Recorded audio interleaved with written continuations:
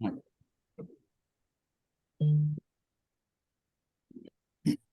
परिग्रह संज्ञा लोभ रूप कषाय मोहिनी कर्म के उदय से संसार बंध के कारणों में आसक्ति पूर्वक सचित और अचित पदार्थों का ग्रहण व संग्रह की इच्छा, लालसा परिग्रह संज्ञा कहलाती है।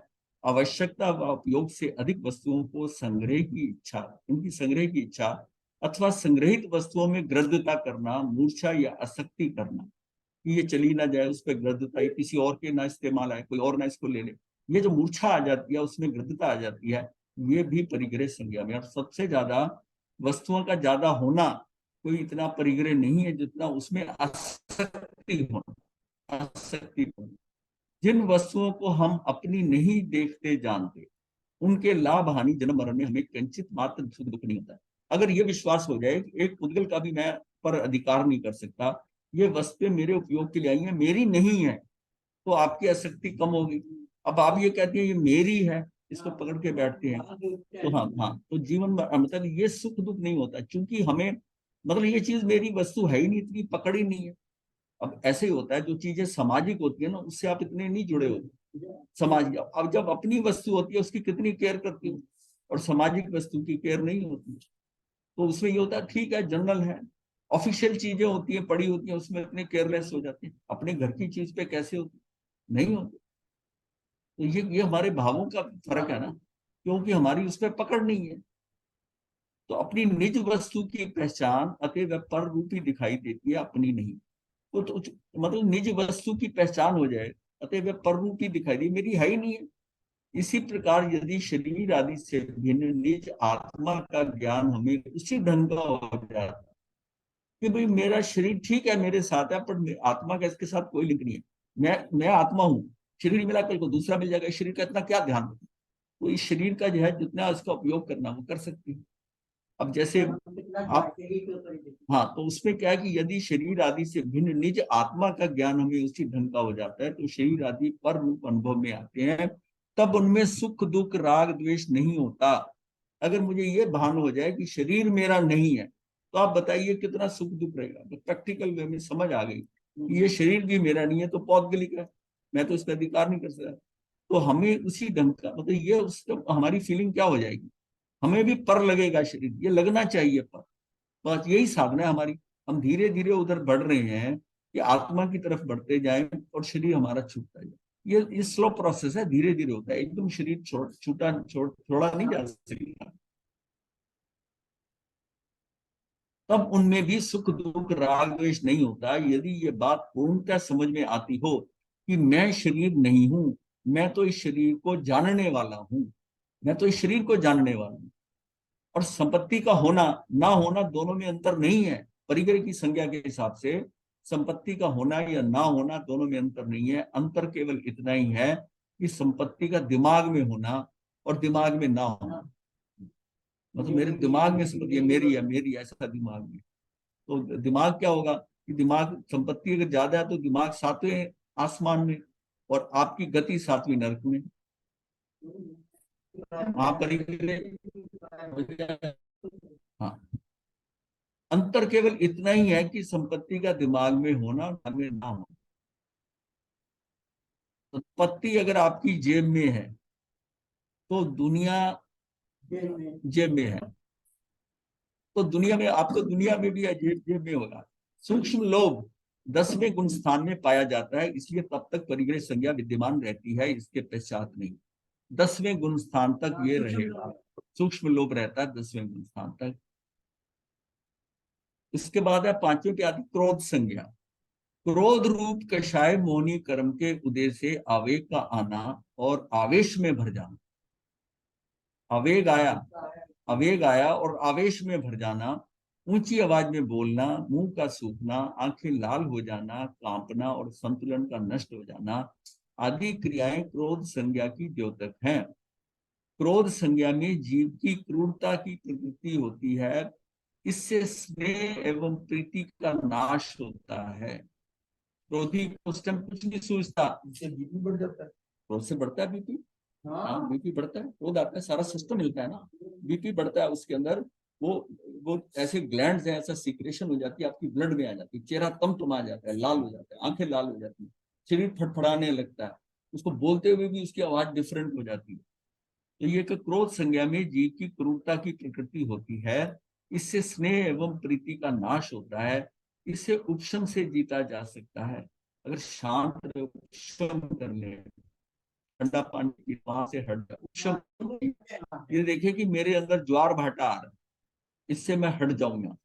क्रोध का शरीर में स्थान कपाल है, कपाल है, ये माता। क्रोध का आवृत खरावत है। इसमें हम हमारे शास्त्रों में इसको कई, ये चारों कषायों को ना आवृत्तों से बताया कि कैसे आवृत्तों से बताया कि वो खरावत, खरावत कैसे होता है कि नीचे की तरफ जाना। क्रोध से जैसे समुद्र के अंदर ज्वार भाटा आता है, तो जहाज जो बाहर के सर्कल में होता है, फिर उसका सर्कल छोटा होता जाता है और नीचे जाता जाता जाता और अंत में उसके तल तक पहुंच जाता। समुद्री जहाज इतना भारी, वो घूमता घूमता घूमता नीचे की तरफ जाता है। इसको हमारे यहाँ खरावत कहा है। आवृत, सारे ही आवृत है जाते, ये खरावत है। जो कि सागर में होने वाले तीक्ष्ण आवृत प्रवाह के सदृश होता है। मतलब इसको अगर हम दिखाएं ना आपको, ये देखो, ये यहाँ पर खरावत कैसे होता है। ये नाव है ऊपर, और ये कैसे घूमती घूमती है नीचे की तरफ जा रही है, ये सागर के अंदर नीचे नीचे करते यहाँ तल में बैठ जाती है। ये क्या है, ये खरावत। इससे इससे चार आवृत्त जो है ना, ये बताए गए हैं ऐसे।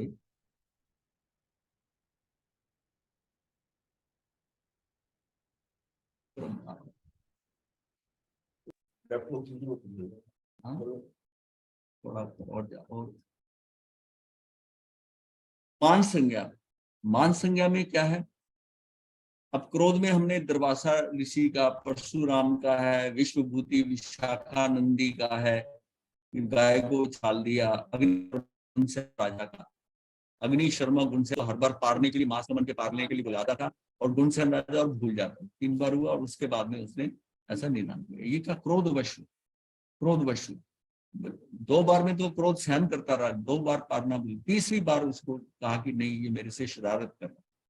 उसको ये भाव हुआ कि ये भूला नहीं है, ये मेरे साथ शरारत कर। क्योंकि जिसमें गुणसेन राजा और ये अग्नि शर्मा दोनों गुरुकुल में पढ़ते थे उस समय पर, तो ये अग्नि शर्मा जो था ना, इसके अंग बड़े बेढंगे से थे और बड़ा बदसूरत सा था। इसको छेड़ते थे सब और तंग करते थे, और ये गुणसेन राजा उसको ज्यादा चिढ़ा था। कभी कुत्ते पीछे डाल दिया, कभी कुछ करा, और वो रोता था, हंसता था। फिर इतना अग्नि शर्मा हुआ कि स्कूल छोड़कर, गांव छोड़कर घर से भाग गया, और किसी संत के साथ लगकर फिर तप कर कर फिर ये, और कुछ इतने सालों के बाद ये राजा बन गया। और तब आया, इसने उसको पहचान लिया, कोई शक्ल ऐसी थी। और फिर आपस में वो पुरानी जो है दोस्त, मतलब ये आ गया कि हम एक सहपाठी थे। तो उस समय पर इसने उसने कहा कि मेरे मांस खमन होती है, तो पारने का बोल दिया। 2 बार बोला। तीसरी बार उसको, अग्नि शर्मा को ये लगा कि जैसे बचपन में मुझे तंग करता था, अब ये मुझे वैसे ही तंग कर रहा है, मुझे पारने का कहता है और पारना कराता नहीं, और उसने एक घर में ही जाना होता है, और उसका आगे मांस खमन चल पड़ता है। ये तीसरा हो गया था मांस खमन। उसने कहा ये शरारत कर रहा है, तब उसको क्रोध आया। ऐसा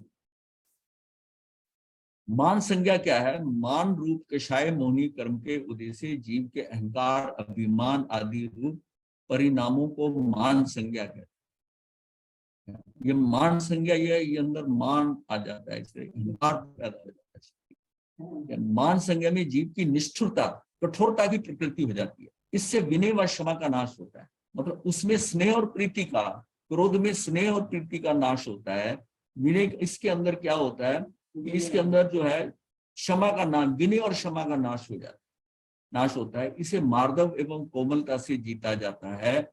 स्थानक सूत्र के 8:21 में मान अर्थात मद जो है 8 प्रकार के बतलाए हैं। जाति मद, कुल मद, रूप मद, कल मद, शुद्ध ज्ञान मद, तप मद, लाभ मद और निश्चय है। हाँ, मार्दव है, ये लिखा ना। मार्दव का मधुरता, कोमलता से इसको मार्दव, मध्य से नहीं, नहीं मध्य से नहीं है। मार्दव, मार्दव नहीं है। मार्दव तो अच्छी पॉजिटिव साइन है। मध को हटाना ना, ना, मार्दव मधुरता आ जाए अंदर, मधुरता आ जाए, मार्दव एवं कोमलता आ जाए, कोमलता से जीता जाता है। स्थान सूत्र 8:21 में ये सारे आठों के आठों ऐश्वर्य मत, ये हमको कोई एक मिल जाए ज्यादा बढ़िया। जैसे मारीची के भव में उनको ये लगा कि मेरा कुल मत बहुत अच्छा है, मेरा मेरा दादा तीर्थंकर, मेरा पिता चक्रवर्ती। तो ये सारा जो है ना, ये इसमें रूप मत, बल मत, श्रुत ज्ञान का मत हो जाता है, तप का मत हो जाता है, लाभ का मत हो जाता है कि मैं तो जहां लगाता हूँ हाथ मेरा तो बस प्रॉफिट ही प्रॉफिट होता है। और ऐश्वर्य का कि बहुत आनंद में हूँ, सुखी हूँ, इसका मत बार बार उसको रिपीट करना, दूसरों को बताना मैं ऐसा हूं, मैं ऐसा हूं। वो सारा क्या है कि इसका मतलब हमने किया मद और अगले जन्म में हो जाएगा रद्द, वो चीज ही नहीं मिलेगी। सीधी बात, इसका मत क्या वो आगे रद्द बस। मान का आवृत जो है उन्नता व्रत कहते हैं। उन्नता व्रत इसमें प्रेरित मनोदशा पहाड़ की चोटी के भाव से उड़ा ले जाने के लिए हवा सदृश है। ये नीचे से शुरू होती है, खरावत से उल्टा है। ये नीचे से शुरू होकर, जैसे नीचे से ऐसे शुरू हुई और ऊपर ऊपर ऊपर बढ़ते हुए ऐसे जाएगी, जैसे टॉर्नेडो होता है या आती आंधियां आती हैं तेज, जैसे कि पहाड़ की चोटी को उड़ा के ले जाए इस ढंग से। तो उसका उन्नता व्रत उतना ही ज्यादा होता है, उन्नता व्रत नीचे से। ये तो कल आया था, परसों शाम रात को। उन्नता व्रत में ये देखिए कि इसमें प्रॉब्लम क्या होती है। जो ग्राउंड पे आप फील कर रहे हो इसको उन्नता व्रत में, वो उतना तेज नहीं रहता। फर्स्ट फ्लोर पे उतना तेज नहीं है, सेकंड पे उतना नहीं है, थर्ड पे और तेज होगा। तो मैं ऊपर टॉप पे था, तो मैंने एक्सपीरियंस करा कि पूरी मतलब यह कि उड़ जाएगा, ये तख्तपोश ही उड़ जाएगा इस हिसाब से। मतलब उसको संभाला नहीं जा रहा था तख्तपोश। तो ये हिसाब होता है कि पेड़ इसलिए कि पेड़ बहुत होते हैं, जितने पौधे छोटे छोटे थे कमजोर, कम ये बड़े बड़े हैं ना, जो कमजोर पौधे हैं, अशोका कितने पतले यहाँ लगे हुए हैं, झूलते हैं नीचे हवा में, उसके ऊपर नहीं हुआ। तो ये देखिए छोटी छोटी झाड़ियां पौधे हैं जो जमीन से 1-1.5 फुट पे 2 फुट पे लगे हैं, उसको नहीं हुआ। लेकिन जो पेड़ बड़े हैं, जितना ऊंचा था उस पर प्रेशर ज्यादा पड़ा। ये उन्नता व्रत के अंदर है कि जितना ऊपर जा रहे हैं उतनी उसके अंदर ऊर्जा बढ़ जाएगी, उड़ा के ले जाए उसे, उड़ा के ले जाए।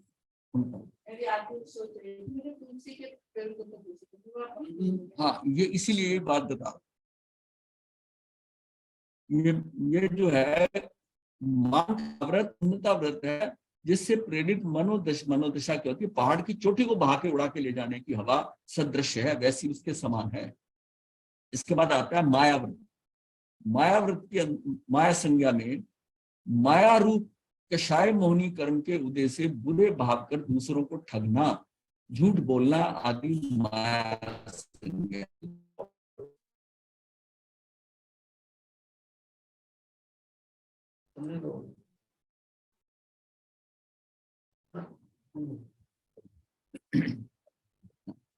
अब क्या है कि माया रूप कषाय मोहनी कर्म के उदय से बुरे भाव करके दूसरों को ठगना, झूठ बोलना आदि माया संज्ञा। माया संज्ञा में वक्रता की प्रकृति होती है, वक्रता की प्रकृति होती है, इसमें रजता और भद्रता का नाश होता है। अब ये जो है ना, उसमें नाश कैसे होगा? अब उसमें क्या स्नेह और प्रीति का नाश हुआ, फिर विनय और क्षमा का नाश हुआ। अब इसके अंदर आकर क्या हुआ कि ऋजुता और भद्रता, भद्र सरलता, ये सब भद्रता भी बड़ा भद्र। तो भद्र वही होता है जो सहज होता है, ऋजुता का मतलब सरल होता है, सरल होता है। ऋजुता और भद्रता का नाश होता है, इससे सत्यता और सरलता के व्यवहार से जीता जाता है। माया गूढ़ाव्रत के सदृश है, इसमें मन घुमावदार है, इस गूढ़ होते हैं, विचारों तथ्यों को छुपाए रखता है, रहस्य समझ नहीं आता। गूढ़ाव्रत क्या होता है? जैसे जैसे या वो कछुआ छाप अगरबत्ती जो लगाते हैं ना, ये ऐसे घूमते घूमते अंदर जैसे पेट में, ये ऐसी गूढ़ावृत्ति, फोटो बनी हुई है गूढ़ावृत्ति। कछुआ छाप अगरबत्ती जो होती है उसी हिसाब से ऐसे अंदर घुमावदार ऐसे। और जैसी इसकी लोकेशन भी पेट है, कपट अंदर ही रहता है, अंदर कपट पेट अंदर पेट में, ये गुणक है। ये इसकी बात ना, ये सबसे खतरनाक ये होता है कि इसकी इंटेंशन क्या है, अंदर क्या बात है, क्या है, लक्ष्य कहाँ पर है इसको ले जाने का। हाँ, ऐसे करा कि बस मैं तेरा ही हूँ, तुझे मैं ऐसा हेल्प करता हूँ, और फिर ठग लेता। ये लोभ संज्ञा क्या है? लोभ रूप कषाय मोहिनी कर्म के उद्देश्य से सचित अचित और मिश्र पदार्थों को प्राप्त करने की लालसा करना। मतलब सचित की भी हो सकती है, अचित की भी हो सकती है, मिश्र की भी हो सकती है। लालसा करना लोभ संज्ञा है। लोभ संज्ञा में यथा स्वार्थ की प्रकृति होती है, और इसमें वैसे तो उन गुण दो दो गुण नाश होते थे, इसमें सब गुणों का नाश होता है। जितने सद्गुण है ना, सभी सद्गुणों का नाश होता है। इसे निर्लोभिता व संतोष से जीता जाता है। इसके निर्लोभिता व संतोष से जीता जाता है। सुख त्याग में है, भोग में नहीं, ऐसा भाव सा बना रहे तो ही इस संज्ञा के प्रभाव से बचा जा सकता है कि सुख त्याग में है, भोग में नहीं। ये प्राप्त हो जाए, ये हो जाए, अच्छा हो जाए, सुख त्याग में है, भोग में नहीं। और ये क्या होता है कि इसको हम लोभ संज्ञा क्या है? अमीषा व्रत। अमीषा व्रत क्या होता है? अमीषा व्रत है जैसे कि हड्डी का टुकड़ा सड़क के बीच में पड़ा है, पक्षी उसको उठाना चाहता है, हाँ चीर आके वो किसने आकर उसको उठाने की कोशिश करते हैं, इतने में कोई गाड़ी आ गई, कोई व्यक्ति आ गया, फिर वो ऐसे साइड से निकल जाते हैं, फिर घूम के आते हैं, फिर उसके वो जब तक पा नहीं लेता उस चीज को, तब तक उसको चैन नहीं पड़ता। तो लोभ क्या है? लोभ अमीषा व्रत। लोभी का मानस किसी एक को केंद्र मानकर उसके चारों ओर घूमता है। जैसे चील आदि पक्षी मांस का टुकड़ा प्राप्त करने हेतु चारों ओर मंडराते हैं, उसमें प्राप्ति बिना मन की शांति नहीं होती। इसमें प्राप्ति होने के शांति मुझे पाना है। इसी प्रकार चारों ही चक्रकार हैं। चेतना को घुमाते हुए भी इनकी भिन्नता रहती है। चारों प्रकार के उपरोक्त कषाय प्रकंपन है, उताप है, आवृत है। मतलब ये क्या कंपन है? उताप है, उछलते हैं, आवृत है, घुमावदार है, वाइब्रेशन भी होती है, प्रकंपन भी होता है, डिपेंड करता है किस लेवल का है। मतलब वो फड़फड़ाता रहता है जब तक प्रकंपन होता है। मतलब ये सभी चेतना में विक्षोभ पैदा करते, चेतना के अंदर विक्षोभ पैदा होते, मतलब उसको ना वो जब पाता ही ना वो, अच्छा फिर वो सोचता भूल जाए उसने मेरे साथ ऐसा करा, ऐसा करा, फिर आधे घंटे बाद वो बात फिर दिमाग में आ जाती है, फिर मतलब उसको घुमाती है, वो बार बार बार उसको आके उसको तंग करती है, क्योंकि तो उसमें वो जो बात जहां गई है उसको आके बार बार उसको तंग करती है। भूलना चाहता है, नहीं भूल पाता।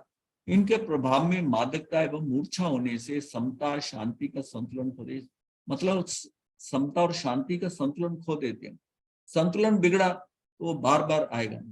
मनोविज्ञान की मान्यता है कि 3 मिनट तक किया गया जो है पूरे दिन की ऊर्जा को 3 मिनट का कर लिया करना किया गया 9 घंटे कठोर परिश्रम करने जितनी शक्ति को व्यर्थ कर देगा।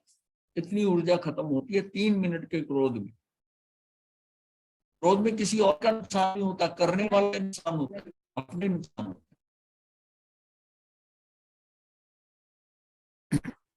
मैथुन संज्ञा के नामकरण के उदय से पुरुष और स्त्री या नपुंसक रूप शरीर बनता है, उसे द्रव्य वेद कहते हैं।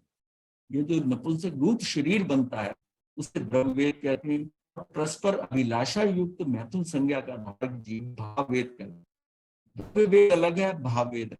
शरीर के आकार के अनुसार से द्रव्य वेद है, और उसकी जो अंदर अभिलाषा है जो है वो भाव है, वो भाव वेद है। दोनों जैन विचारना में लिंग और वेद में अंतर किया गया है। लिंग आंगिक संरचना का प्रतीक है, जबकि वेद तत्संबंधी वासनाओं की अवस्था है।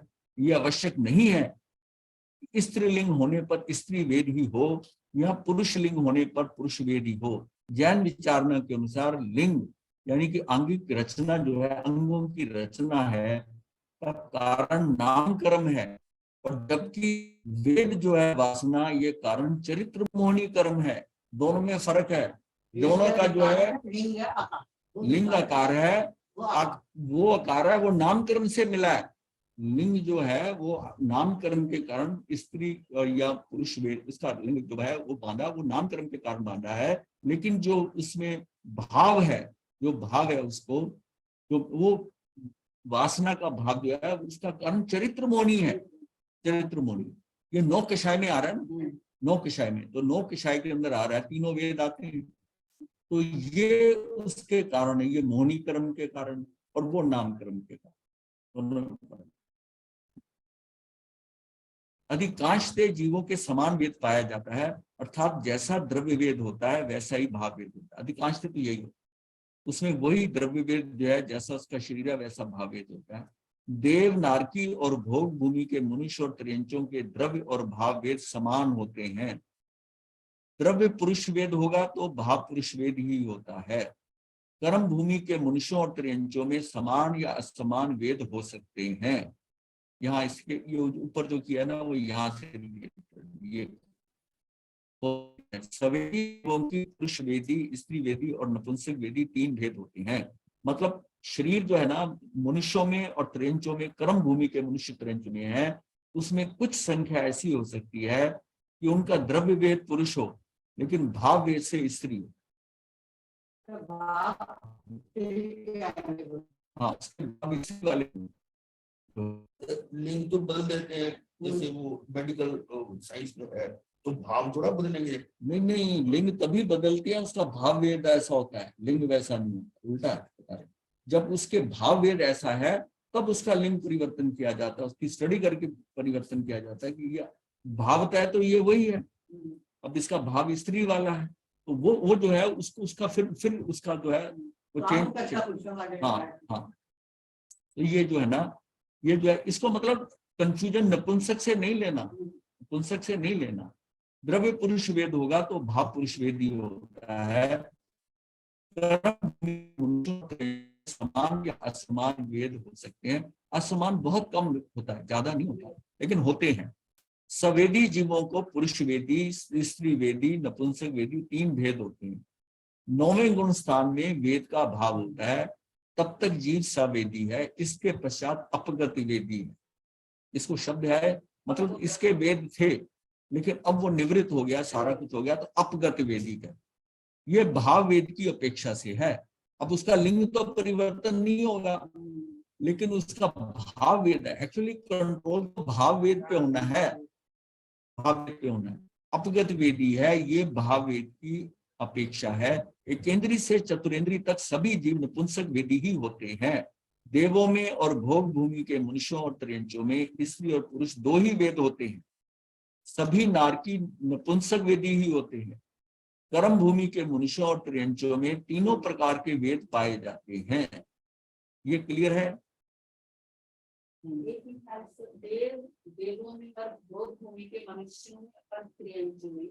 अब भोग भूमि के त्रियंच हैं, भोग भूमि के मनुष्य हैं और देव हैं, इनमें 2 ही वेद होते हैं, 2 ही वेद। नपुंसक वेद नहीं होगा। नारकी सिर्फ नपुंसक वेदी होता है, उसमें स्त्री पुरुष वेद नहीं होते, नहीं होते। है वो अलग जनरल नहीं है ना, नारकी में तो 100% वो बात होती है ना। दो ही वेद होते हैं। हाँ, अब ये नहीं पर अभी पहुंचे ना, भाग रहे हो आप लोग। कर्म भूमि के मनुष्यों और त्रियंचों में तीनों प्रकार के वेद पाए जाते हैं। वो भोग भूमि की बात कर रहे हैं। कर्म भूमि के मनुष्यों और त्रियंचों में तीनों प्रकार, कर्म भूमि की बात 9वें गुण स्थान के 5 भागों में से सवेद भाग तक वेद का सद्भाव रहता है। मतलब इसकी भी स्टेजेस हैं। जो 9वां गुण स्थान है उनके 5 भाग है, कई जगह 9 भाग भी किए गए हैं, और सवेद तक का मतलब वहां तक इसके आगे जाकर खत्म होते हैं, पर 9वें गुण स्थान में खत्म हो जाए। क्या खत्म हो जाएंगे? भाव वेद, भाव वेद। 9वें गुण स्थान के शेष भागों वालों तथा 10वें, 11वें, 12वें, 13वें, 14वें गुण स्थान वाले जीव अपगत वेदी हैं। ये अपगत वेदी। अब इसमें आता है देवों की काम तृप्ति परिचार, जो शब्द है परिचार है। दूसरे वैमानिक तब तक देवियां उत्पन्न होती हैं। ईशान, ईशान तक स्वधर्म और ईशान तक देवियां उत्पन्न होती हैं, उससे ऊपर देवियां उत्पन्न नहीं होती। उससे ऊपर नहीं। पहले स्वधर्म कल्प की देवियां 7वें तक और ईशान कल्प की अपरिग्रहित देवियां दोनों कल्प की यानी 8वें कल्प सहस्त्रार तक जा सकती हैं, अपरिग्रहित जा सकती हैं। जैसे जैसे परिचार से अपरिचार की ओर बढ़ेंगे सुख का प्रकाश बढ़ता जाएगा। ये मतलब उनके अंदर ये काम वासना जो कम होती जाएगी और वो उसका क्या सुख बढ़ता जाएगा। ये देवों की बात हो रही है। संक्लेश घटता चला जाएगा सबसे अधिक सुख अपरिचार में है। तभी सुधर्मा सभा में सिंहासनस्थ होते ही सर्वप्रथम हाथ जोड़कर कहते हैं नमो बम्बियारिस। हाँ हाँ, मतलब इसकी महत्व देवों में बहुत मानी जाती है। असुरेंद्र, शक्रेंद्र, चंद्र आदि इंद्र जहां तीर्थंकरों की अस्थियां रखी हुई हैं, वे उस स्थान पर भोग नहीं भोगते, वो किसी और द्वीप पे, मतलब इतनी श्रद्धा है, इतनी श्रद्धा है। असुरेंद्र, शक्रेंद्र, चंद्र आदि जितने इंद्र हैं, जहां तीर्थंकरों की अस्थियां रखी हुई हैं, वे उस स्थान पर भोग नहीं भोगते। अस्थियां बहुत से देवों और देवियों के लिए अर्चनीय, वंदनीय, पूजनीय, सत्कार एवं सम्मान योग्य हैं। इसलिए इंद्र उस राजधानी में भोग भोगने में समर्थ नहीं है। ये भगवती सूत्र के 10.5 के अंदर ही आया है। अस्थियां नहीं तो, अस्थियां तो कलश में रखी हुई, वो तो वो लेके जाती ना, अब सिर्फ बस में लेके जाती। देवों में मैथुन संज्ञा 12वें देवलोक तक है। 9 लोकांतिक देव जो है, जो 5वें देवलोक की साइड पे होते हैं, 9 लोकांतिक देव है, वो विषय रहित हैं, उनको राज ऋषि भी कह देते हैं देव। स्वधर्म कल्प की देवियां विषम संख्या वाले, यानी तीसरे, 5वें, 7वें, 9वें में जाती है। मतलब स्वधर्म देव है तो स्वधर्म देव की, जैसे इस साइड पे ये स्वधर्म देव है, दक्षिण की तरफ है, तो ये 3, 5, 6, 7, 8 ऐसे जाएगा। ईशान वाली है 2, 4, 6 ऐसे जाएगा आगे 8। ये इवन चलेगी, ये ऑड चलेगा, ऑड चलेगा, इवन। स्वधर्म कल्प वो रीजन, ये अपनी दिशा में, उत्तर दिशा में है ईशान, वो उत्तर दिशा में ऊपर की तरफ बढ़ेगी, और ये इस साइड में इधर से बढ़ेगी। स्वधर्म कल्प की देवियां विषम संख्या वाले तीसरे, 5वें, 7वें, 9वें, 11वें तक, और ईशान कल्प की देवियां सम संख्या वाले चौथे, छठे, 8वें, 10वें, 12वें देवलोक के देवों से संबंध बनाती हैं। ये सभी अपरिग्रहिता देवी होती हैं। जो परिग्रहिता होती हैं, यानी जिसको कहते हैं स्वामी ग्रहिता, जैसे पति पत्नी का रिलेशन है, वो नहीं जाती, कहीं ऊपर नहीं जाएंगी, वो जिस विमान में है उसी देव के साथ रहेंगी। ये अपरिग्रहिता, और इनकी आयु ज्यादा होती है। हाँ, ये आयु जो है ना, जो अपरिग्रहिता होती है, स्वधर्म देवलोक तक वो 50 पल्योपम की होती है, और ईशान में 55 पल्योपम, और वैसे 7 या 9 पल्योपम है। एक तरफ 7 है, एक तरफ 9 पल्योपम है। वो जो देवियां परिग्रहिता हैं, परिग्रहिता यानी स्वामी है, उनकी आयु कम होती है, और अपरिग्रहिता की आयु ज्यादा। यहाँ इसको बना के भी दिखाया है कि इनका कैसे है, कि रतन प्रभा पृथ्वी के ऊपर ये ना, नागकुमार, असुर कुमार है। ये प्रज्ञापना के 34वां पद के लिए है, रतन प्रभा पृथ्वी, उसमें नागकुमार है, असुर कुमार है, व्यंतर देव। ये व्यंतर, असुर कुमार तो एक है, और 10 है भवनपति, 9 नागकुमार है, 9 निकाय कहती है जिसे। तो ये 2 इधर और व्यंतर देव है ऊपर, यहां तक ये जो है, और ज्योतिष देव ये ऊपर आगे, ये मतलब मध्य में आगे, और फिर स्वधर्म और ईशान, ये सारे जो है ना, ये मध्य लोक में यहाँ है, ये और ये पहले यहाँ तक, पहला देवलोक स्वधर्म और ईशान, और नीचे के सारे देव मिलाकर काम तृप्ति शरीर से मनुष्य की तरह ही भोगते हैं। इनका ये तीसरे और चौथे का जो है वो स्पर्श मात्र से तृप्ति, 5वें और 6ठे का रूप से, हाँ वो श्रृंगार करके आती है इसी से बस। और इसके बाद 7वें 8वें में शब्द, यानी कि गायन आदि से होता है। और 9 से लेकर ये 12वें तक ये चाह रहा है, ये वैश्य तृप्ति केवल मन से, चिंतन मात्र से होती है, चिंतन मात्र होती है। देवियां वैसे 8वें तक जा सकती हैं, 8वें तक चली जाती हैं, और ना भी जाए तो उनकी वैसे ही मतलब है रिमोट कंट्रोल से। और ये जो है यहाँ तक क्या है, इसके ऊपर जो है वो विषय तृप्ति से ऊपर है, मतलब अच्युत से लेकर ऊपर काम वासना रहित है, और उनमें सुख ज्यादा है। अब इसके बाद एक आती संज्ञा ओग संज्ञा। ओग संज्ञा यह है, सामुदायिकता की समान प्रवृत्ति को ओग संज्ञा कहती है। समाज में रहने की मनोवृत्ति और समाज का अनुसरण करने की मनोवृत्ति ही सामुदायिक चेतना कहलाती है। इसी सामुदायिक चेतना का कारण समाज, पंचायत, ग्राम व नगरों का निर्माण हुआ है। लोगों की यह धारणा कि जब सब ऐसा करते हैं तो मैं क्यों ना करूं। देखिए ओग संज्ञा में हमने ये देखा है कि समाज में कईयों को जोड़ने की कोशिश करते हैं, वो नहीं जोड़ते। कुछ जीव सामाजिक होते हैं, उनको समाज में करने में आनंद आता है, समाज का काम करें, ऐसा करें, ये उनकी ओग संज्ञा के कारण। अब वो जो जीव नहीं आते उनको छोड़ दीजिए, ये नहीं करिए कि वो कुछ है, तो उनकी वो संज्ञा ही नहीं है, वो अपने में ही बस है उसमें। क्योंकि सामाजिक कार्य में तो आपको दूसरों का भी देखना है, अपना भी है, आपकी अपनी राय नहीं चलती, उसमें सबकी राय के साथ चलना पड़ता है। लेकिन ये हरेक की बस की बात नहीं है, हरेक की बस की बात नहीं। जो अपनी चलाते हैं, अपनी करते हैं, वो समाज में मिसफिट है। इसी सामुदायिक चेतना के कारण समाज, पंचायत, ग्राम या नगरों का निर्माण हुआ। यह ओग संज्ञा ही है।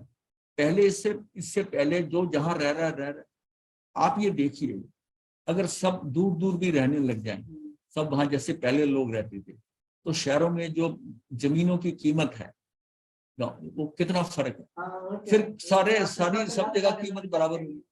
लेकिन हम महंगे से महंगा, जहां हमारी कम्युनिटी लिविंग, हमें पता है कि यहाँ हमारी कम्युनिटी के लोग ज्यादा हैं, वहां डेढ़े प्राइस के ऊपर, दुगने प्राइस पे भी जगह लेकर वहीं रहना चाहते हैं, महंगी हो जाती है जगह। तो उसमें क्या है कि इसी सामुदायिक चेतना के कारण समाज, पंचायत, ग्राम, नगरों का निर्माण हुआ। लोगों की ये धारणा कि जब सब ऐसा करते हैं तो मैं क्यों ना करूं। अब एक व्यक्ति ने अपना छज्जा बढ़ा लिया, जो लिमिट होती है उसको 4 फुट तक और आगे ले गया, गैलरी पूरा बढ़ा लिया। एक ने बढ़ाया, अब धीरे धीरे इसने बढ़ाया, मैंने बढ़ा लिया, उसने बढ़ा लिया, सबने बढ़ा लिया, वो फिर राइट बन जाता है। देखा देखी, ये भी क्या है, उसकी ओग संज्ञा क्या है। जब सब ऐसा करते हैं तो मैं क्यों ना करूं, मैं अकेला इससे वंचित क्यों रहूं। जो सबका होगा परिणाम वो मेरा भी हो जाएगा, इनका गिरेगा तो मेरा भी गिर जाएगा। कभी फिर जब कभी पहले उसका गिराओ, तो उसकी बात नहीं है, जिसका हम गिरा रहे थे उसका भी गिरेगा, पर पहले उसका नहीं, जिसका गिरना है तेरा ही गिरेगा। जो सबका होगा वह परिणाम मेरा भी हो जाएगा, फिर डरना क्यों। ये चिंतन उनकी ओग संज्ञा का द्योतक है, अंदर उनके ओग संज्ञा। ट्रैफिक जैम होने पर कोई एक गाड़ी गलत लाइन में आगे बढ़ती है, और पहले तो कोई हिम्मत नहीं करता, कोई एक आगे बढ़ती है, क्षण भर में अनेक गाड़ियां भीड़ वृत्ति से उसका अनुसरण करते हुए उसके पीछे लग जाती हैं। यातायात को उल्टा ठप कर देते हैं, दूसरी साइड भी ब्लॉक कर देते हैं उल्टी साइड से। ये भीड़ वृत्ति क्या है, भीड़ों में ये संज्ञा ज्यादा है, एक दूसरे को फॉलो करती है भीड़। तो वो तो बिना देखे आगे भीड़ चल रही है, पर उसको देखते नहीं, वो भीड़ पहाड़ से नीचे गिर रही है तो सारी गिर रही है। भीड़ वृत्ति किसके का से अनुसरण करते हुए उसके पीछे लग जाती है और यातायात पूर्णतः ठप कर देते हैं। उदाहरणतः एक सिंह शावक भटक कर भेड़ों के झुंड में सम्मिलित हो भीड़ की तरह व्यवहार करने लगा। इस संज्ञा के प्रभाव के कारण बिना उपयोग के अर्थात बिना सोचे विचारे धुनी धुन में किसी कार्य को करने की वृत्ति या प्रवृत्ति अथवा सनक का होना। चलते फिरते यूं है, किसी पौधे को खींच लिया, पत्ते को तोड़ लिया, बैठे बैठे पैर हिलाना, अंग संचालन करना होना, ये उसकी ओग संज्ञा के कारण है। इस संज्ञा के प्रभाव से निकलना कठिन होता है, किंतु इसे तोड़ना आवश्यक है। इसके बिना चेतना शुद्ध नहीं होती। इस संज्ञा के कारण लोक रूढ़ी का अनुसरण करने की प्रबल वृत्ति अभिलाषा से नकल करना होता है। एक प्रवाह के साथ अपने को जोड़ देना, उससे संयुक्त होकर अपने बुरे आचरण को प्रवाहपाती चेतना द्वारा संरक्षण देना होता है। सारे कर रहे हैं, गलत सही की बात ही नहीं है, वो कर रहा है मैं भी कर रहा हूँ, देखा देखी कर रहे हैं। जैसे करवा चौथ का व्रत है, कभी होता ही नहीं था जैन में, किसी एक ने कर लिया, दो ने कर लिया, सारी जैन समाज की बहनें करने लगी, तो करते करते ये बन गया। जबकि ये हमारे धर्म के अनुसार बिल्कुल विपरीत था। रात को खाना 2 बार रात को खाना, और फिर और आयुष बढ़ेगी प्रति, और जैन बढ़ सकती, तो उसकी धारणा सिद्धांत को भी गलत कर दिया और अपना जो आचरण है वो भी बदल दिया, क्योंकि दूसरे लोग करते हैं तो उनसे हम प्रभावित हो गए। और इसमें सबसे बड़ी बात थी कि मायके से कुछ गहने कपड़े आते हैं, लालच तो सबसे ज्यादा ये था। इसके बाद आती है लोक संज्ञा। सामान्य रूप से जानी हुई बात को विशेष रूप से जानना लोक संज्ञा, अर्थात दर्शनोपयोग को ओग संज्ञा और ज्ञानोपयोग को लोक संज्ञा कहते हैं। ये जो है ना, ये दर्शन की बात है। संज्ञा को कैसे समाप्त किया जाए? हमारी दृष्टि ठीक हो जाएगी तब हो जाएगी। देखा देखी नहीं करेगा, हम वो दृष्टि- करें, हम भी करें, अपने सोचे दृष्टि ठीक करो कि ठीक क्या है। अब मान लिया हम किसी को समझाएं, जिसको ये समझ आता है कि ये रात को खाना ठीक नहीं है और पति की आयु नहीं बढ़ेगी, तो जितनी युवतियां यंग थी, हमने शो विहार में जब बात हुई थी तो कर लिया, हम करवा चौथ नहीं रखी, पर उनकी सासों ने रखा, सासों ने रखा इसलिए कि उनके पति तो ये उनके अंदर, उनको हम चेंज नहीं कर सके क्योंकि उनका इतना पक्का हो चुका है। लेकिन वो ये समझ गई इस बात को कि ये बात सही है कि आयुष का एक पल नहीं बढ़ सकता, और फिर हम 2 बार रात को क्यों खाएं।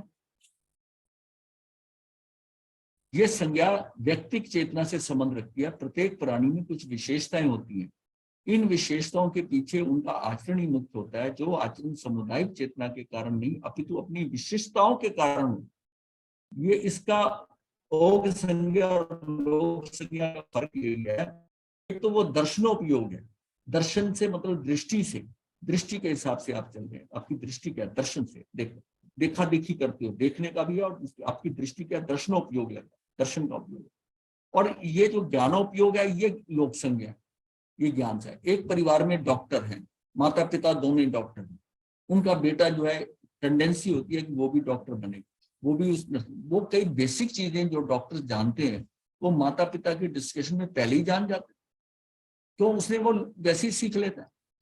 तो अपने पिता के प्रोफेशन में जाने के ऊपर उसमें कुछ स्पेशलिटी आ जाती है, जो उसको समय के अनुसार सीखना था वो उसको पहले ही मिली हुई। तो इसलिए वकीलों में भी ये होता है कि इसके परिवार में सारे लॉयर ट्रेंड है, इस डॉक्टर हैं, सारे घर के लोग डॉक्टर हैं, तो उसका आगे की जनरेशन में डॉक्टर बनते हैं तो वो कुछ अलग ही विशिष्ट होते हैं। ऐसे हलवाई है, कोई काम करे तो जिस प्रोफेशन में है उसी प्रोफेशन के अंदर उसको उसकी बेसिक नॉलेज जो है और कई सूक्ष्म ज्ञान भी मिल जाएगा उसको, बचपन में देख रहा है कि ऐसे होता है, ऐसे होता है, वो उसके अंदर इनबिल्ट हो जाता है। प्रत्येक प्राणी में कुछ विशेषताएं होती हैं, इन विशेषताओं के पीछे उनका आचरण ही मुक्त होता है, जो आचरण सामुदायिक चेतना के कारण नहीं अपितु अपनी विशेषताओं के कारण होता है। यह व्यक्तिक चेतना का कार्य है। जैसे डॉक्टर का बेटा डॉक्टर, वकील का पुत्र एक अच्छा वकील शीघ्र बन जाता है, प्राय व्यापारी का पुत्र पिता का व्यवसाय अल्प आयु में ही संभाल लेता है, इसके पीछे व्यक्तिक विशेषता काम करती है।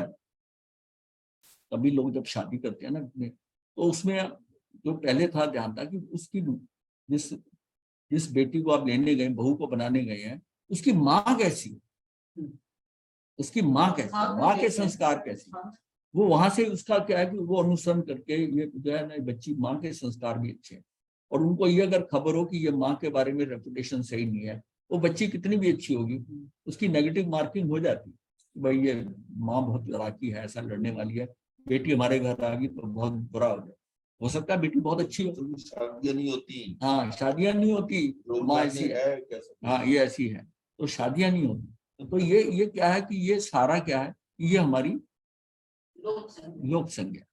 अच्छा, ये प्रदर्शन वाला ये जो ब्रांड है ये लोक संज्ञा का है कि हम ब्रांडेड चीजें पहनते हैं। पहले टेलर शर्ट सिल के देते थे तो उसका लेबल अंदर लगा होता है अपने में, अब बाहर लगे होते हैं कि मैं फलाने ब्रांड की पहन रहा हूँ, ये 3 गुनी कीमत वाली है, ये जूते के ऊपर मार्क है, चिन्ह है, ये बाहर से विदेशों में आए। तो मैं 85 में गया था, 1985 में, तो मैंने देखा कि वहां लेबल जो है कोट के ऊपर बाजू पे लगा। मैं बड़ा हैरान हुआ, हमारे यहाँ तो कोट में अंदर जो पॉकेट होती है ना, अंदर की साइड को लगता है, कोट के अंदर वो लेबल लगा देता है टेलर। ये टेलर तो बाजू के ऊपर बाहर लगाया हुआ है टेलर, तो पेरिस की बात है। तो मुझे बड़ा अजीब लगा कि ये लेबल बाहर लगा क्या कोट पे अच्छा लगता है। मैं धीरे धीरे देखा कि ब्रांड ये है तो इसकी कीमत ही उससे 3 गुनी हो गई कि ये ब्रांड लगा हुआ है। तो ये देखा कि इसमें प्रदर्शन की बात है। आज अब हिंदुस्तान में मैं देख रहा हूँ बच्चे जो है वो जूता लेने जाएंगे, उसका दादा के साथ चला जाए, पिता के साथ ना जाए, तो दादा उसको बाटा का दिखाता है, वो कहता है ये नहीं लेना, कहता कौन सा लेना है, कहता जिसमें टिक को हो, तो कुछ नहीं पता, उसको ये पता टिक का निशान है, बस वो है ना, वो जूता वही लेना है। तो ये सारी चीजें क्या है, अब हम ब्रांड के ऊपर चलेंगे। मारा साहब, तो ये हाँ मान संज्ञा के अंदर नहीं आता? देखिए मान मतलब ये लोक संज्ञा में प्रदर्शन की बात आ गई। मान की उसका इम्पैक्ट मान होगा, उसका परिणाम मान में आएगा आपको कि मैं इतने ब्रांडेड पहनता हूं, पर अंदर ये भावना जो आ रही है, वो क्यों आ रही है भावना कि हम इस लेवल के हैं, हमारा ये ऐसा, ये जो ब्रांड चीजें थी कोई पूछता नहीं था, आज वो ब्रांडेड हो गया। मतलब अब चश्मे से लेकर पेन तक लेकर सारे ब्रांडेड है, चीजें ब्रांडेड, वो उसकी 10 गुनी 20 गुनी कीमत के भी चीजें मिलती हैं।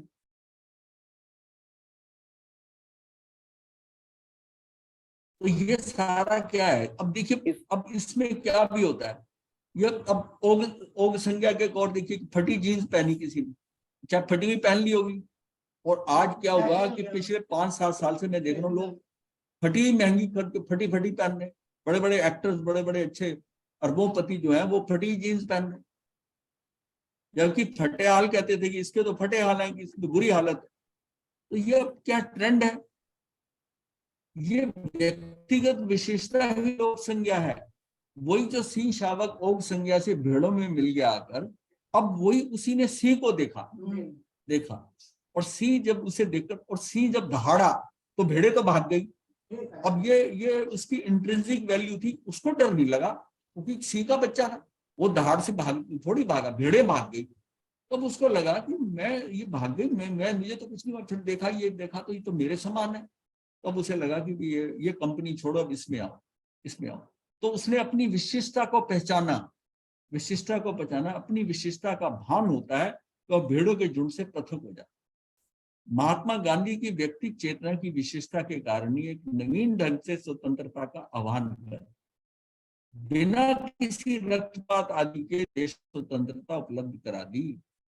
उन्होंने स्वयं की चेतना शुद्ध विशुद्ध, मतलब लोग कहते थे गांधी क्या कर रहा है, हम लोग मीटिंग कर रहे हैं, अंग्रेजों के आगे लड़ने की बात कर रहे हैं, ऐसा उनसे डिस्कस करें। ये समुद्र के किनारे चलते हैं, किसानों से मिल रहे हैं, वो नमक बनाने वाले उन लोगों से मिलते हैं। तो जो समुद्र किनारे और जितने लोग हैं, और धीरे धीरे भीड़ जुटाते इतनी भीड़ इकट्ठी कर ली पीछे, इतना समुदाय हो गया कि अंग्रेजों को उनकी बात मानने के लिए पीछे वो सारा काम आया इंडिविजुअल। देखिए इंडिविजुअल कैपेसिटी में मान लिया, इंडिविजुअल कैपेसिटी में करा, ये भगत सिंह वगैरह या सुभाष बोस इंडिविजुअल कैपेसिटी में आने की कोशिश करी, इसको उन्होंने खत्म कर दिया, इसी तरीके से खत्म कर दिया। लेकिन गांधी पे किसी की हिम्मत नहीं हुई हाथ लगाने, ये पता कितना समुदाय इसके पीछे है, बहुत संभालना मुश्किल हो जाएगा। गांधी के साथ कुछ नहीं किया। महात्मा गांधी की ये उनकी विशेषता थी, इस ढंग से उन्होंने, ये क्या किसी ने उन्हें समझाया नहीं था, ये बड़े लोगों ने रिसर्च किया गांधी के इसके ऊपर, बड़े लोगों ने इसमें करी कि ये किस मेथड से देश आजाद कर गए, कि जबकि लगता नहीं था कर क्या रहे हैं, उनके साथी ये समझते थे टाइम वेस्ट कर रहा, क्या है भीड़ में जा रहा है, लोग में जा रहा है, किसानों को मिल रहा है, खेतों में जा रहा है, लेकिन वो जाते जाते जोड़ते उसने पूरा देश साथ जोड़ लिया। इसके बाद हम जानते हैं कि सूखा मिट्टी का गोला फेंकने पर दीवार पर नहीं चिपकता। हम इस तथ्य को समझें कि लौकिक मान्यताओं के आधार पर अपनी धारणाओं ना बनाएं। देखिए अगर उसमें ना थोड़ा गीलापन हो तो सूखा तो गीला वाला चिपक जाएगा। तो हम इस तथ्य को समझें कि लौकिक मान्यताओं के आधार पर अपनी धारणाएं ना बनाएं, अपनी विशेषता के लिए लोक प्रचलित मान्यताओं से प्रभावित ना हो। मतलब जब हम कहते हैं ना 800 करोड़ के अंदर 80 जैन, तो जैन अपनी जैनिज्म को जो चीजें हैं जैन, तो उसको खोए नहीं। अरे आप विशिष्ट हो, आप अगर टोटल 65 या 80 लाख भी हो, अभी अगर हिंदुस्तान के अंदर 45-50 लाख जैन है टोटल सारे संप्रदाय के मिलाकर, तो बाहर 10-20 होंगे और इससे ज्यादा क्या होंगे। तो इतने कम है, आप फॉलो किसको कर रहे हो? फॉलो जो है 800 करोड़ की आबादी में जो 799 करोड़ से भी ज्यादा हैं, उनको आप फॉलो करने लगे। अरे आप बिल्कुल स्पेशल हो, आप लोगों को अपने पीछे लगाओ, भी लोगों के पीछे लग जाना है आपने। और हम क्या कि हम गिर रहे हैं, हम बदल रहे हैं अपने आप, कि वो सब ऐसा कर रहे हैं, क्योंकि उसमें हम संख्या देख रहे हैं कि वो लोग इतना कर रहे हैं, ऐसे कर रहे हैं, वो बच्चे ऐसे करते हैं। तो उसका तो जैन्स के अंदर तो पहले फजूल खर्ची बिल्कुल नहीं थी, प्रदर्शन बिल्कुल भी नहीं था, बड़ी सादगी से रहते थे, चाहे कितना भी पैसा हो जाता था, प्रदर्शन नहीं आता। अब यह है कि ये प्रदर्शन में लगे, इसलिए पैसा ज्यादा चाहिए, अब कंपटीशन हो गया, तो सारी जो है सामाजिक कुरीतियां जो है ना, वो प्रथाएं वो सारी आ गई, अब सारी आ गई। तो ये सारा जो है ना, इसमें क्या है, एक एग्जांपल मैं देता हूँ कबीर की पत्नी लोई का, ये क्या कि ये विशिष्टता होती है। एक बार उनके मित्र आए कबीर के, उन्होंने आकर के कहा कि पत्नी के साथ आपका परिवार कैसा चल रहा है, तो कबीर ने कोई जवाब नहीं दिया। उसके बैठे रहने के ऊपर ही उसने क्या करा कि लोई, पत्नी का नाम लोई था, लोई को आवाज दी कि दोपहर का टाइम हो गया, 1:30-2 बजे का, कि लालटेन जला कर लाओ। वो लालटेन जला कर लाई और लाकर उसने पास जैसे रखने लगी, कहता वापस ले जाओ, तो चुपचाप वापस ले गई। तो दोस्त समझ गया गृहस्थ बहुत अच्छा चल रहा। दोपहर को वहां से आवाज नहीं आई, क्यों चाहिए लालटेन है। और फिर जब वो लेके आई और उसको कहा ले जा, तो उसने कहा मैं खाली बैठी थी, पहले मंगवाई और वापस भेज दियो इसको। नहीं कहा, दोनों तरफ। ये क्या विशिष्टता है, इस विशिष्टता से की। आज तो इसी समय क्वेश्चन हो सकता है कि क्या हमने हमको क्या समझा हुआ है, पहले तो लाई ही नहीं, ये पागल हुआ हुआ है तो। हमारे साहब ये तो अब काल्पनिक स्टोरी हो गई है। कौन सी?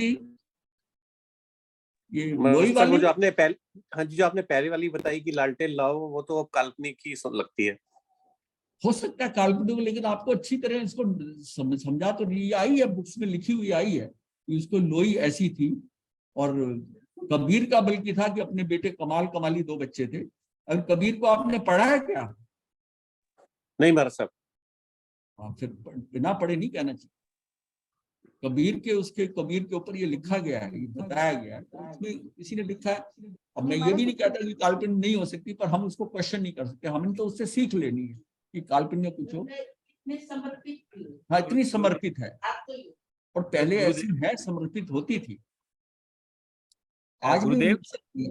हाँ जी, बोलिए। गुरुदेव, ये कबीर के पास एक शख्स आते हैं, पूछते हैं कि मुझे वैराग्य मैं संत बन जाऊं या मैं शादी कर लूं। तो ये हाँ जी। उन्होंने बताया उसको कि अगर तेरे पास ऐसी बीवी मिलती है तो बीवी हाँ। ले लो। फिर अपने संत के पास लेके जाते हैं, जो बुजुर्ग होते हैं, पहाड़ी पे हाँ। चढ़े हुए हैं, उनको हाँ। आवाज मारते हैं कि आप हाँ। दर्शन देने आओ। वो नीचे आते हैं दर्शन देने, कहते हैं हमारा हाँ। काम हो गया, आप जाओ। उसको फिर हाँ। दोबारा बुलाते हैं, वो फिर फिर दोबारा बुलाते आते हैं, हैं। कई बार बुलाते हैं। हाँ, तो फिर वो पूछता आपने जवाब तो दिया नहीं। कहता फिर और मैं कर क्या रहा हूँ? अगर तेरे को ऐसे संत मिल जाए तो दीक्षा ले ले, ऐसी बीवी मिल हाँ, जाए तो शादी कर ले। शादी ये करनी। ये हाँ, ठीक है। हाँ, हाँ। और ऐसा भी है कि ऐसे भी संत हुए हैं कि उनकी बीवी बहुत लड़ने वाली थी, तो वो इतना खुश होते थे, कहते तेरी बीवी बहुत लड़ाकी है।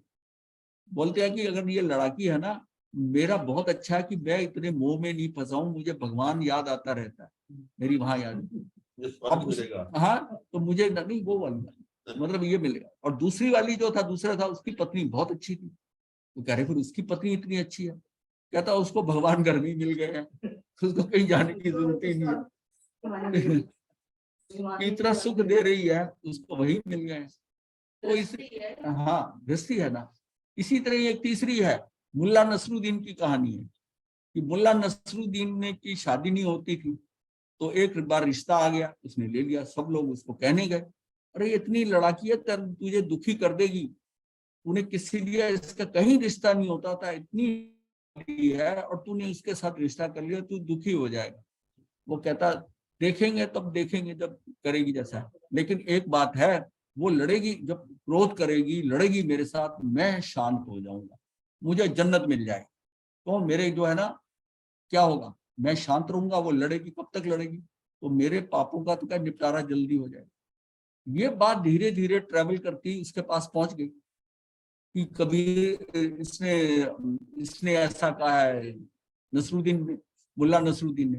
कहती है देखते हैं कैसे जन्नत जाता है?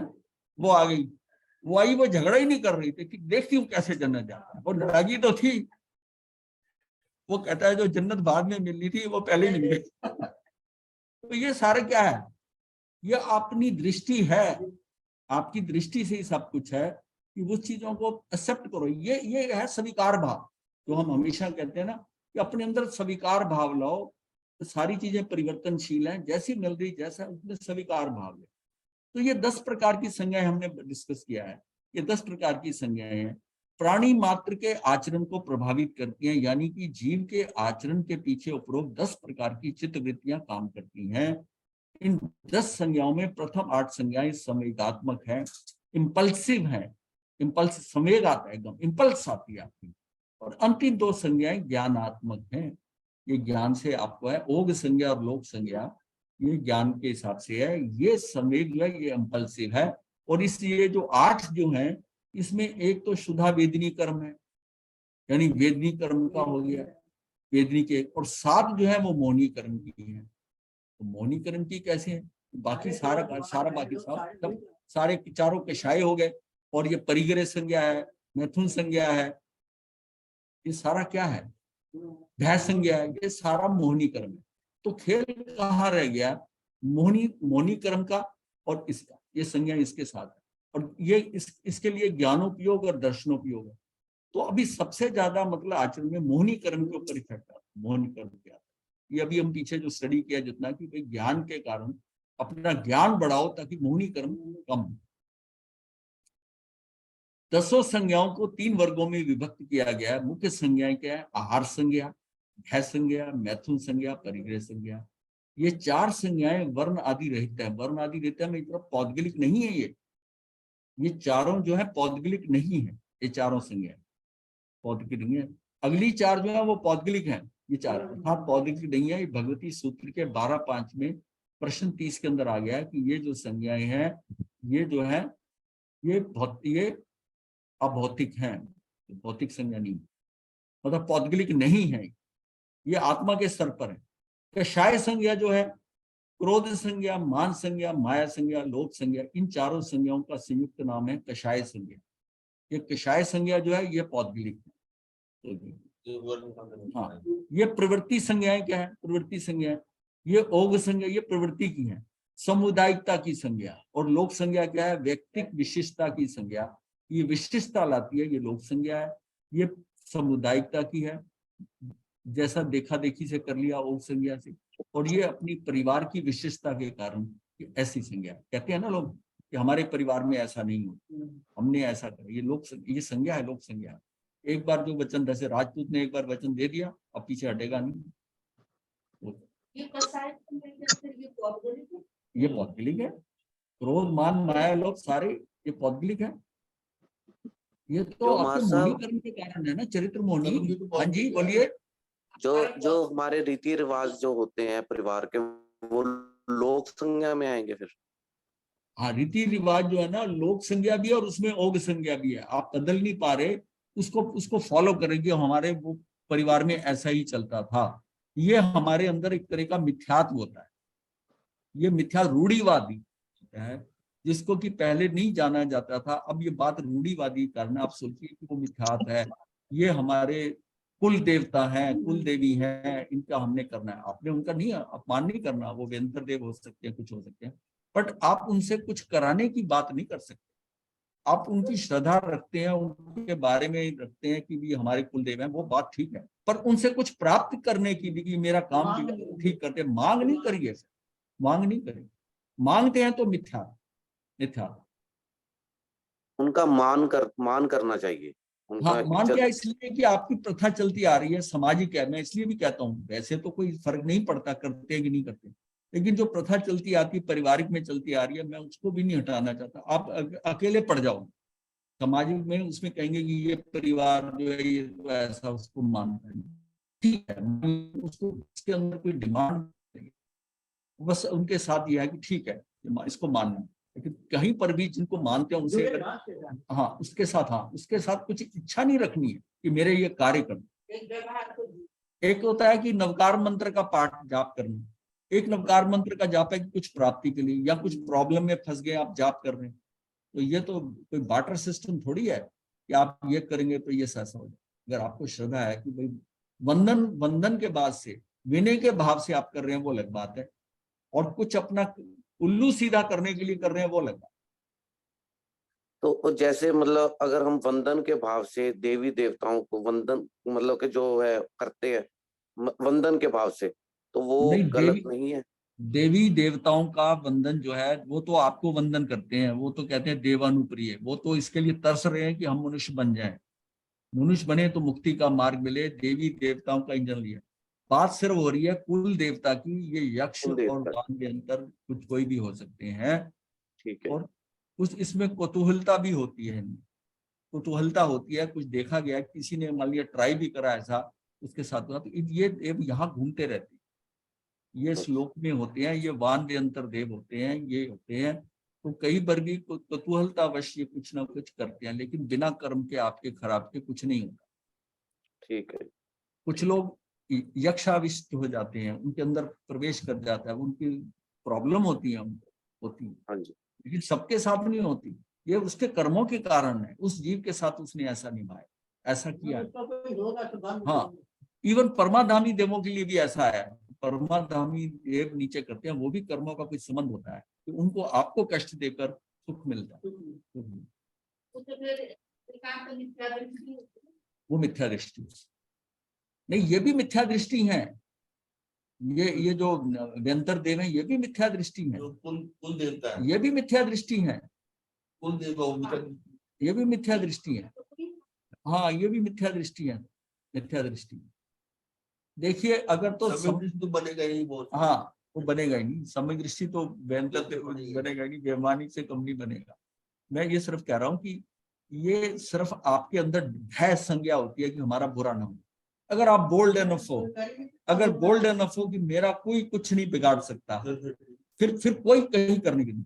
जहां बोल्डनेस नहीं होती, इसलिए हम ऐसा जवाब देते हैं। वरना अगर कोई बोल्ड हो कि अगर मैं नहीं करूं तो क्या, तो मैं बहुत अच्छी बात, बहुत अच्छी बात है। दोनों चीजें समझनी है, बहुत अच्छी बात है।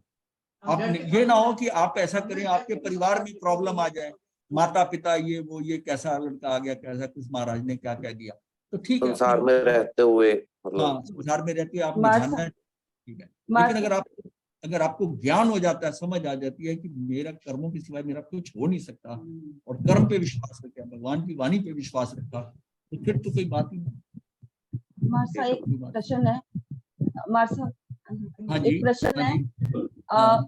आपने कहा कि वो जो परिग्रह वगैरह वाली संज्ञा है वो भौतिक संज्ञा नहीं है, भौगोलिक नहीं है, तो कौन सी कैसी है वो संज्ञा? नहीं, परिग्रह संज्ञा नहीं कहा। परिग्रह जो ये सारी पौधे सिवाय जो ना ये वाली संज्ञा, आहार संज्ञा, भय संज्ञा, मैथुन संज्ञा, परिग्रह संज्ञा, ये मेरी संज्ञाएं जो है ना, ये आत्मिक स्तर पे मेरे संस्कार आत्माओं के पीछे से आ रहे हैं, मेरे भावों में है ऐसा करने की, ये मेरे भावों में है।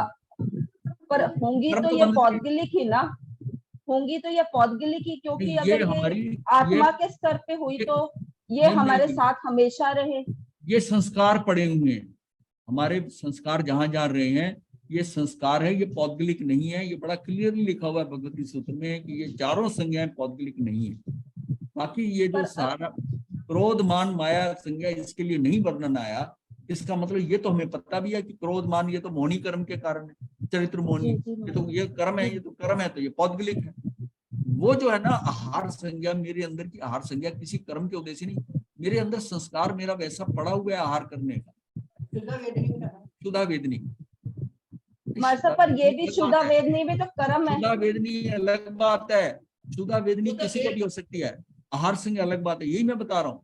दोनों में फर्क समझ लो, यही इसलिए प्रॉब्लम हो रही है। वेदनी कर्म से जो शुद्धा हो रही है वो वेदनी कर्म, वो पौद्गलिक है, पौद्गलिक है, उससे आपकी शुद्धा वेदनी आ रही है।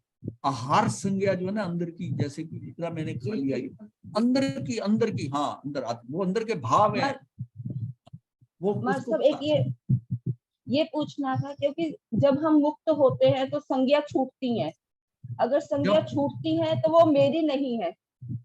संज्ञा छूटती है मतलब जिस टाइम वीतरागता आती है, हाँ ये मेरी चेतना का विकार है। आत्मा की जो चेतना है, चेतना के अंदर कूड़ा करकट आ गया, ये जो लहरें चेतना के अंदर है, जब तक ये नहीं निकलेगी, आहार संज्ञा नहीं निकलेगी, तो अनंत ज्ञान नहीं होगा।